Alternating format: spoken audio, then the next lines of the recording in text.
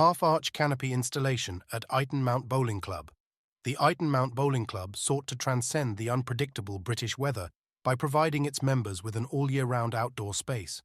A to Z Canopies answered this call with the installation of a commercial half-arch canopy, an embodiment of functional design and architectural elegance.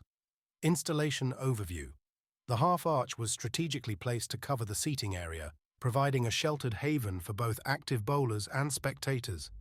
The installation process involved considerate planning to ensure the canopy complemented the existing structures without overpowering them. Technical precision, addressing the construction challenges posed by the varied landscape and ensuring the stability of the canopy. The successful installation of the half-arch canopy by A to Z Canopies at Ayton Mount Bowling Club showcases the transformative impact of thoughtful design.